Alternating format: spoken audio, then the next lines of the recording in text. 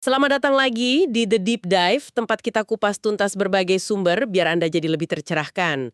Hari ini kita masuk ke dunia yang kayaknya simple tapi ternyata rumit banget ya. Betul. Persepsi. Gimana sih cara kita melihat atau merasakan dunia di sekitar kita? Bukan cuma soal mata atau telinga aja kan ya. Tapi gimana otak kita ngolah semua sinyal itu jadi sesuatu yang punya arti? Yap, benar banget. Proses internalnya itu yang seru. Nah, kita bakal bongkar ini bareng-bareng. Sumber utama kita kali ini dari buku Consumer Behavior, khususnya bab yang ngebahas soal persepsi ini. Oke, buku yang bagus tuh. Banyak studi kasusnya. Nah, misi kita simple aja. Kita mau ngertiin gimana proses persepsi ini bekerja. Terutama, hubungannya sama Anda sebagai konsumen. Pernah nggak sih Anda tiba-tiba pengen beli sesuatu cuma gara-gara lihat warna kemasannya yang ngejreng banget? Haha, sering itu pasti. Atau aroma roti dari toko roti pas lagi jalan? Nah, itu dia. Atau masuk ke toko terus langsung rasa nyaman karena wangi ruangannya enak. Itu dia, kekuatan persepsi lagi beraksi. Dan percaya deh, orang pemasaran tuh jago banget mainin ini. Siap buat ngebongkar trik-trik di baliknya. Siap, mari kita bedah. Jadi, intinya persepsi itu apa sih? Gampangnya, ini proses waktu kita nerima rangsangan lewat indera lihat, dengar, cium, rasa, sentuh, terus otak kita pilih mana yang penting, ngatur informasinya, dan ngasih makna. Kedengarannya otomatis ya, tapi di baliknya, wah, banyak banget yang terjadi. Betul sekali. Dan seperti yang Anda bilang tadi, dunia pemasaran itu pinter banget memanfaatkan setiap celah dari proses sensori kita ini. Buku Consumer Behavior yang jadi acuan kita itu detail banget ngejelasinnya.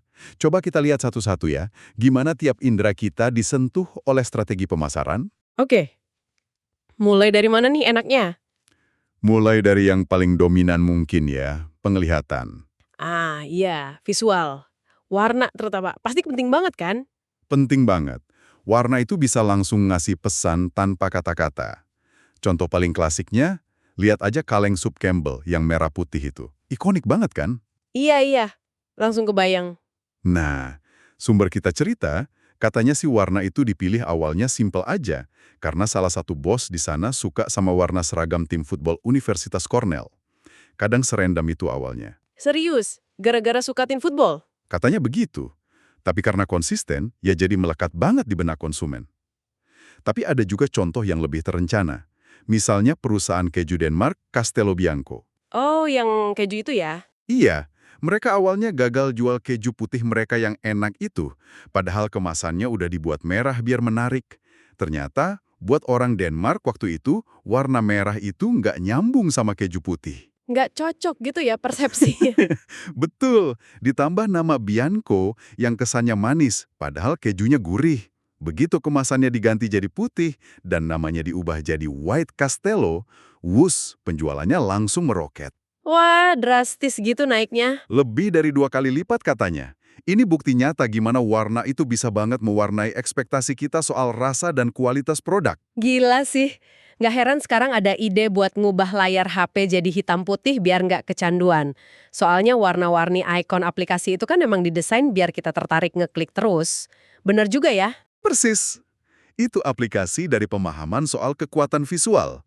Nah, selain penglihatan, penciuman juga nggak kalah kuatnya. Anda tadi nyebut soal wangi toko kan? Iya, sering banget masuk mall atau toko baju tertentu, langsung kecium wangi khas gitu. Itu sengaja ya berarti, biar kita betah gitu kan? Sangat disengaja. Banyak banget toko retail, contohnya Hugo Boss yang disebut di sumber kita, itu memang sengaja menyebarkan aroma khas mereka di dalam toko. Tujuannya jelas biar Anda betah, punya pengalaman positif, dan ujung-ujungnya belanja. Jadi ada tujuannya ya? Pasti. Ada studi menarik yang dikutip di buku itu. Katanya aroma hangat kayak vanila atau kayu manis itu bisa mendorong orang beli merek yang lebih premium dibanding aroma dingin kayak peppermint. Oh iya, sampai ngaruh ke pilihan merek premium? Ya, nggak cuman itu, aroma juga bisa bikin kita lebih fokus sama informasi produk dan lebih ingat sama mereknya, bahkan sampai 2 minggu setelah kita nyium baunya loh. Gila juga ya efeknya, cuma gara-gara bau, bener-bener cuma bau. Terus kalau pendengaran gimana? Musik di kafe atau bunyi nama merek, ngaruh ndak? Ngaruh banget. Ada istilahnya sound symbolism. Ini artinya bunyi atau cara kita ngucapin nama merek itu bisa ngasih kesan tertentu ke produknya. Contohnya gimana tuh? Misalnya nama yang bunyinya keras atau ada huruf K atau T gitu, mungkin diasosiasikan sama produk yang tangguh, maskulin. Musik latar juga gitu. Di bar country, kalau musiknya pelan, orang cenderung minum lebih banyak. Oh ya, kenapa gitu? Mungkin jadi lebih rileks, ngobrol lebih lama. Sebaliknya, kalau di restoran diputar musik klasik yang tenang, kayak Mozart atau Brahms, orang makannya jadi lebih sedikit dan lebih lambat dibanding kalau musiknya cepat dan berisik. Wah, menarik. Bisa diatur gitu ya perilaku kita. Bahkan, ada studi yang nunjukin kalau jenis musik bisa ngaruh ke persepsi kita soal enaknya minum bir. Seru ya, ternyata semua nyambung. Jadi penasaran soal pengecapan. Selain rasa dasar manis, asam, pahit, asin, sama umami yang gurih itu, ada trik pemasarannya juga. Langsung ke triknya mungkin nggak sebanyak indera lain, tapi interaksinya sama indera lain itu yang menarik. Misalnya nih, sumber kita nyebut kalau kita lagi di tempat bising banget, kayak di pesawat. Iya, di pesawat kan berisik tuh musiknya. Baru tahu alasannya. Terus, pernah nggak makan keripik kentang rasanya lebih enak kalau bunyinya lebih kruyuk? Haha, iya banget. Itu interaksi pengecapan sama pendengaran. Atau ada riset yang bilang orang cenderung kurang suka makanan kalau disajiin di piring warna merah. Ini interaksi sama penglihatan. Jadi rasa itu nggak berdiri sendiri ya. Benar juga ya. Yang terakhir nih, sentuhan. Seberapa penting sih kita bisa megang-megang barang sebelum beli? Kadang ada orang yang kayaknya harus banget pegang dulu baru yakin. Itu namanya haptic sense atau indera peraba. Dan peranannya penting, terutama buat sebagian orang. Ada skala psikologisnya loh, namanya knee for touch. Buat ngukur seberapa besar kebutuhan seseorang buat nyentuh produk. Oh, ada ukurannya segala. Ada. Buat mereka yang skornya tinggi, bisa megang produk itu krusial banget. Kenapa? Karena menyentuh itu bisa ningkatin rasa kepemilikan psikologis. Ada istilahnya endowment effect. Endowment effect? Apa tuh? Rasanya udah kayak setengah punya gitu loh. Jadi lebih berat buat nggak jadi beli. Udah ngerasa klik. Bahkan sentuhan nggak sengaja dari orang lain kayak kesenggol pelayan toko, itu aja bisa ngaruh ke penilaian kita soal toko itu dan berapa lama kita mau di sana. Wah, kompleks banget ya ternyata. Dan sekarang makin canggih lagi dengan adanya teknologi kayak augmented reality atau AR. Iya, yang bisa nempelin objek digital ke dunia nyata lewat kamera HP itu. Atau virtual reality atau VR yang bikin kita kayak masuk ke dunia lain. Ini kan mainin semua indera kita sekaligus ya. Sumber kita bahkan bilang pendapatan global dari aplikasi VR diproyeksi bisa lebih dari 40 miliar dolar di tahun 2020. Angka yang gede banget. Kebayangkan gimana ke depannya pengalaman sensorik ini bakal makin digarap sama pemasar? Oke, seru banget ngebahas gimana tiap indera kita bisa dimainin. Tapi kan prosesnya nggak sesimpel itu ya. Maksudnya dari kita lihat warna sampai kita mutusin beli, itu kan ada proses di otak kita. Betul, betul. Tadi disebut ada 3 tahap. Exposure, attention, sama interpretasi. Coba kita urai satu-satu. Mulai dari exposure. Maksudnya apa nih? Exposure itu ya tahap paling awal. Kontak pertama kita sama suatu rangsangan atau stimulus. Bisa lihat iklan sekilas, denger jingle radio, nyium aroma sampel parfum, apa aja pokoknya. Oke, kontak pertama. Nah, di tahap ini ada konsep penting namanya ambang batas sensorik. Ada ambang absolut, ini stimulus paling kecil yang masih bisa kita deteksi. Misalnya, seberapa kecil tulisan di kemasan obat yang masih bisa kita baca. Atau seberapa pelan suara bisikan yang masih kedengeran. Oke, batas minimal yang bisa ketangkap indera kita. Terus ada lagi. Ada lagi yang namanya ambang diferensial, atau lebih sering disebut Just Noticeable Difference atau JND. Ini adalah perubahan minimal pada stimulus yang bisa kita sadari perbedaannya. Perubahan minimal ya? Contohnya? Misalnya, seberapa banyak gula harus ditambahin ke kopi biar kita ngerasa, ini kopinya jadi lebih manis nih. Atau seberapa terang layar HP harus dinaikin biar kita sadar ada perubahan. Itu JND. JND ini kayaknya yang sering dipakai nakal sama pemasar ya. Misalnya kalau mereka mau naikin harga atau ngurangin isi produk dikit-dikit biar kita nggak ngeh. Bisa dibilang begitu. Atau mungkin lebih tepatnya mereka memanfaatkan pemahaman soal JND ini. Kalau mau naikin harga atau kurangin ukuran kemasan, istilahnya downsizing, mereka bakal usahain perubahannya itu di bawah JND. Biar nggak kerasa gitu ya perubahannya. Iya, biar konsumen nggak terlalu sadar atau nggak protes. Tapi sebaliknya, kalau mereka mau menunjukin ada perbaikan, misalnya kemasan baru yang lebih bagus, atau ada fitur tambahan, mereka justru harus bikin perubahannya itu di atas JND. Oh, biar kelihatan jelas bedanya. Betul, biar dianggap sebagai improvement sama konsumen. Oke. Jadi kita udah terpapar sama stimulusnya, exposure. Tapi kan dunia ini rame banget ya, iklan di mana-mana, suara notifikasi nggak berhenti. Gimana caranya otak kita milih mana yang mau diperhatiin? Ini masuk ke tahap kedua ya, atensi. Betul banget. Atensi itu soal seberapa banyak energi mental atau fokus yang kita kasih ke satu stimulus tertentu. Dan ini penting banget karena kita hidup di zaman sensory overload. Kebanjiran informasi gitu ya. Banget. Kita dibombardir informasi jauh lebih banyak dari yang sanggup kita proses. Sumber ngasih perkiraan. Rata-rata orang dewasa itu terpapar sekitar 3.500 pesan iklan setiap hari. 3.500, banyak banget. Bandingin sama 30 tahun lalu yang cuma sekitar 560? Gila kan peningkatannya? Nggak mungkin kita perhatiin semua itu. Iya juga sih, pasti pusing. Terus gimana caranya biar iklan atau produk mereka itu nongol di antara ribuan lainnya dan kita perhatiin? Ada triknya? Ada dua faktor besar yang main di sini. Pertama, faktor dari diri kita sendiri, namanya seleksi personal. Kita itu cenderung lebih gampang merhatiin hal-hal yang lagi relevan sama kebutuhan, minat, atau pengalaman kita saat itu. Contohnya gimana tuh? Kalau lagi lapar, iklan makanan jadi lebih menarik kan? Atau kalau lagi cari mobil baru, tiba-tiba jadi sering banget lihat iklan mobil di jalan. Itu namanya perceptual vigilance. Oh, jadi lebih awas sama yang relevan. Iya. Sebaliknya, kita juga bisa secara nggak sadar ngeblokir informasi yang nggak kita suka atau ngancem, itu perceptual defense. Dan satu lagi, kalau kita terpapar stimulus yang sama terus-menerus, lama-lama kita jadi kebal dan nggak perhatiin lagi. Kayak suara AC atau detak jam dinding, itu namanya adaptation. Jadi bosen atau terbiasa gitu ya? Nah iya, faktor kedua adalah dari stimulusnya itu sendiri, yang sengaja didesain pemasar buat narik perhatian kita. Ini namanya seleksi stimulus. Caranya gimana? Macam-macam. Gimana aja tuh? Ada ukuran, yang lebih gede biasanya lebih gampang dilihat. Spanduk gede, iklan full page. Lalu warna, tadi udah dibahas ya, warna yang kontras, cerah, atau sesuai ekspektasi itu menarik mata. Oke, ukuran, warna, apalagi? Posisi. Barang yang ditaruh sejajar mata di rak supermarket itu paling strategis. Iklan di halaman depan majalah apalagi sisi kanan katanya lebih sering dilihat. Riset pelacakan mata juga buktiin ini. Dan yang terakhir, kebaruan. Kebaruan. Maksudnya yang aneh-aneh gitu? Sesuatu yang beda, nggak biasa, atau bikin penasaran, itu pasti lebih narik perhatian. Makanya ada iklan yang aneh, lucu, atau pakai format baru kayak rich media, GIF, video interaktif, atau teaser ads yang cuma ngasih cuplikan bikin penasaran. Pokoknya biar beda dari yang lain. Oke, jadi setelah kita terpapar exposure, terus kita kasih perhatian, atensi, langkah terakhirnya adalah interpretasi. Ini bagian kita mencerna dan ngasih arti ke stimulus tadi, gitu ya? Tepat sekali. Interpretasi ini adalah momen di mana kita ngasih makna ke apa yang udah kita tangkap lewat indera dan kita perhatiin. Dan bagian ini tuh super subjektif. Subjektif gimana maksudnya? Makna yang kita kasih itu tergantung banget sama pengalaman kita sebelumnya, apa yang kita harapkan, dan kerangka berpikir atau skema yang udah ada di kepala kita.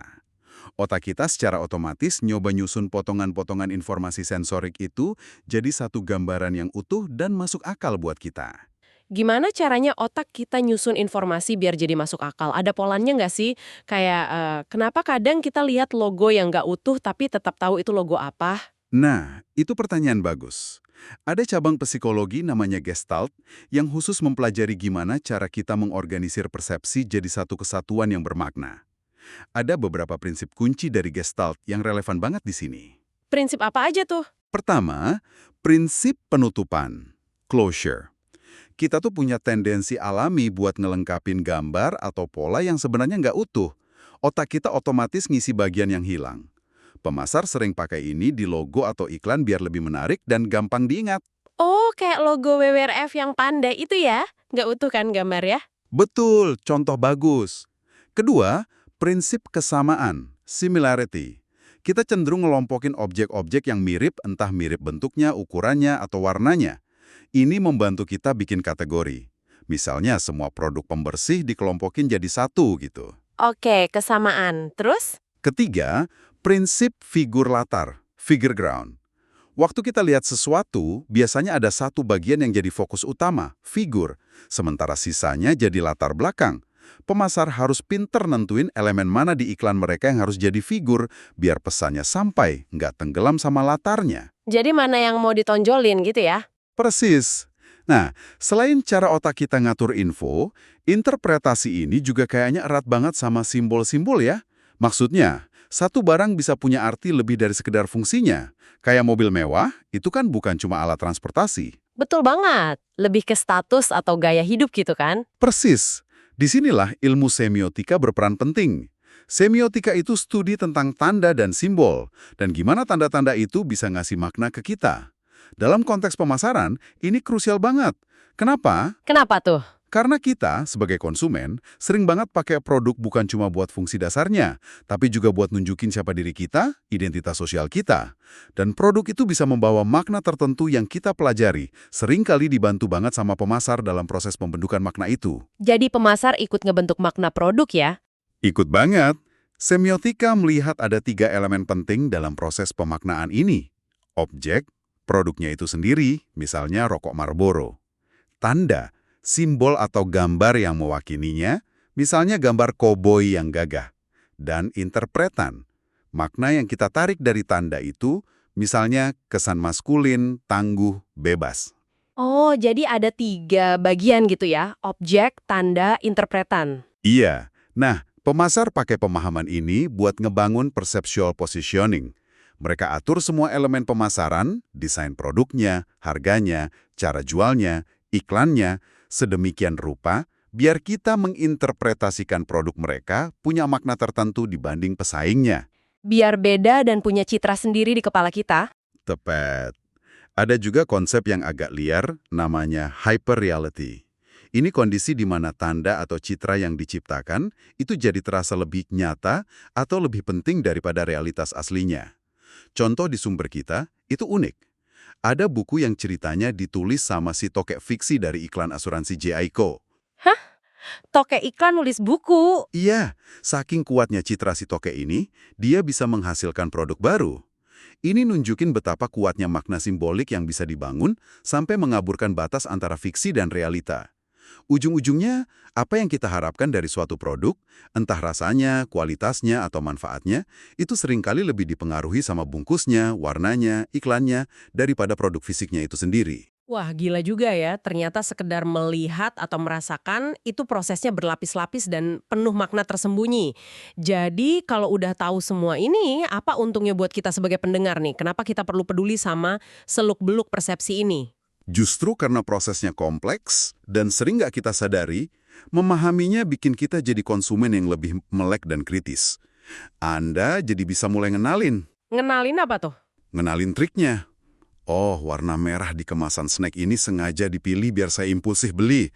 Atau, pantesan saya betah lama-lama di toko ini, ternyata wanginya emang didesain bikin rileks. Atau, musik di restoran ini kok temponya cepet banget ya? Jangan-jangan biar saya cepat selesai makan dan ganti pelanggan baru. Kesadaran ini yang penting. Jadi bukan berarti kita jadi anti sama pemasaran, tapi lebih ke paham permainannya gitu ya, biar nggak gampang kemakan iklan. Tepat. Lebih ke arah situ. Ini bukan soal jadi kebal 100%, kayaknya nggak mungkin juga ya, tapi lebih ke memahami mekanismenya. Kita jadi sadar betapa subjektifnya realitas yang kita alami, terutama sebagai konsumen. Subjektif karena dipengaruhi banyak hal tadi ya. Iya, kita jadi ngerti gimana ekspektasi yang dibangun lewat iklan atau kemasan itu bisa benar-benar ngubah cara kita menilai performa produk. Tahu soal atensi, bantu kita nggak gampang tenggelam di lautan informasi.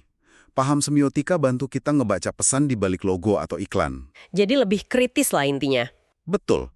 Pengetahuan ini juga bikin kita jadi lebih sering bertanya soal otentisitas versus manipulasi.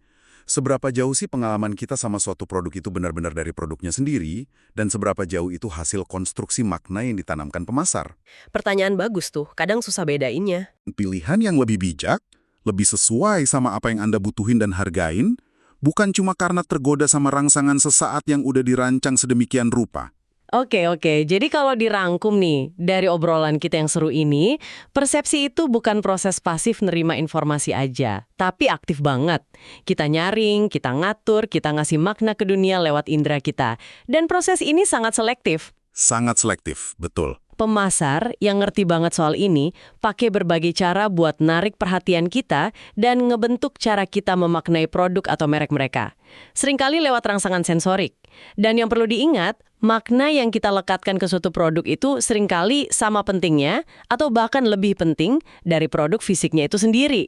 Betul sekali. Makna itu kuat banget. Dan sebagai penutup, mungkin ada satu pertanyaan buat Anda renungkan sendiri nanti. Apa tuh pertanyaannya? Kalau ternyata persepsi kita soal kualitas, rasa, enak nggaknya, atau bahkan manjur nggaknya suatu produk itu bisa banget dibentuk sama hal-hal di luarnya, kayak warna bungkusnya, bentuk botolnya, wangi tokonya, atau cerita di iklannya, kira-kira seberapa besar sih bagian dari pengalaman kita sama produk itu yang benar-benar asli dari produknya? Iya juga ya. Dan seberapa besar yang cuma cerita atau makna yang udah disiapin buat kita telan bulat-bulat? Ini pertanyaan yang menarik banget soal hubungan antara dunia nyata yang objektif sama dunia subjektif di kepala kita. Apalagi di dunia konsumsi yang penuh simbol ini. Wah, pertanyaan yang bikin mikir banget itu. Bener-bener jadi bahan renungan. Terima kasih sudah nemenin kita ngebongkar dunia persepsi yang ternyata menarik banget ini. Sama-sama. Selalu menarik membahas ini. Semoga obrolan kita kali ini ngasih sudut pandang baru buat Anda ya. Sampai ketemu lagi di penelusuran mendalam berikutnya.